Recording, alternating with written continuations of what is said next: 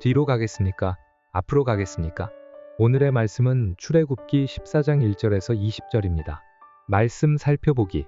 그때 여호와께서 모세에게 말씀하셨습니다. 이스라엘 백성들에게 돌아서서 믹돌과 바다 사이의 비아이롯 앞, 곧 바알스본 맞은편 바닷가에 진을 치라고 하여라. 그러면 바로가 속으로 이스라엘 백성들이 이 땅에서 정신없이 떠돌다가 광야에 갇혀버렸다고 생각할 것이다. 그러면 내가 바로의 마음을 강팍하게 해 그들을 쫓아가게 할 것이다. 그러나 내가 바로와 그의 모든 군대를 통해 영광을 얻게 될 것이며 이집트 사람들은 내가 여호와인 줄을 알게 될 것이다. 그래서 이스라엘 백성들은 여호와의 말씀대로 했습니다. 한편 이집트 왕은 이스라엘 백성들이 도망쳤다는 말을 전해 들었습니다. 그러자 바로와 그의 신하들은 이스라엘 백성들에 대한 마음이 바뀌어 우리가 이스라엘 백성들을 내보내어 일손을 잃어버리다니 도대체 우리가 무슨 짓을 한 것인가 라고 말했습니다. 그리하여 바로는 전차를 준비시키고 그의 군대를 이끌고 갔습니다.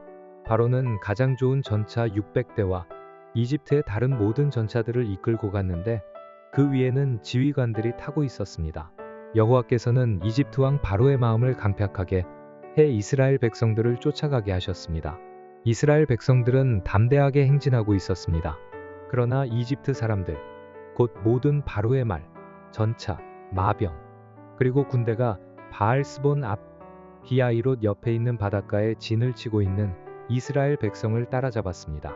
바로가 가까이 다가왔을 때 이스라엘 백성들이 눈을 들어보니 이집트 사람들이 자기들을 뒤쫓아오고 있는 것이었습니다. 이스라엘 자손들은 너무나 두려워서 여호와께 울부짖었습니다.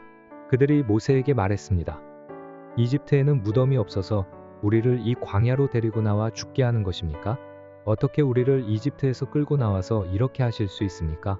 우리가 이집트에서 이집트 사람들을 섬기게 그냥 놔두십시오 라고 하지 않았습니까? 이 광야에서 죽는 것보다는 이집트 사람들을 섬기는 편이 나았을 것입니다. 모세는 이스라엘 백성들에게 말했습니다. 두려워하지 말라. 굳게 서서 여호와께서 오늘 너희에게 베푸실 구원을 보라. 너희는 이 이집트 사람들을 다시는 보지 못할 것이다.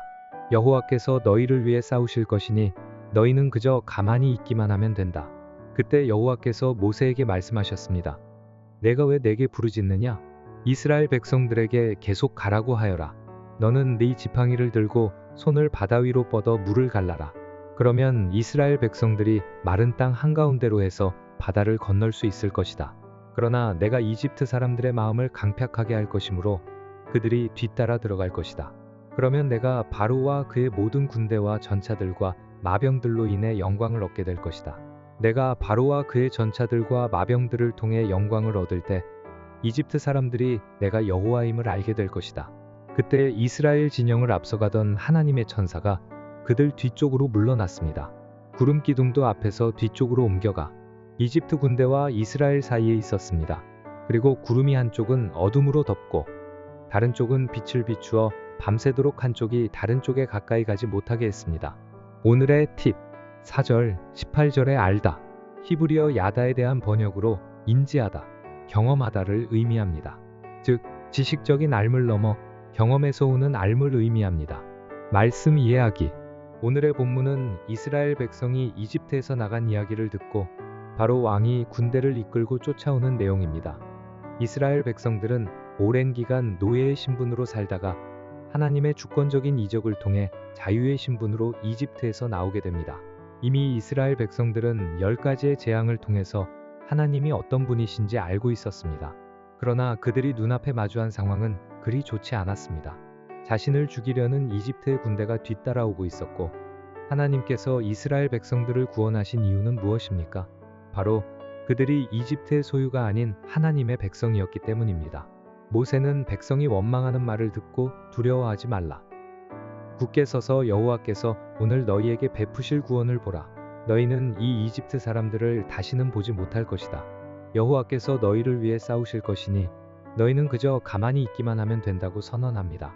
그리고 여호와께서는 모세에게 내가 왜 내게 부르짖느냐? 이스라엘 백성들에게 계속 가라고 하여 라고 명령하십니다.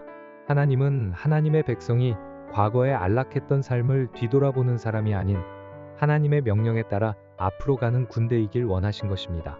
하나님은 그러면서 모세의 손에 든 지팡이로 방향을 알려주셨습니다. 또한 하나님은 그 백성을 끝까지 책임지시고 보이지 않는 전능의 손으로 함께 하셨습니다. 그 결정적인 단서가 바로 구름 기둥입니다.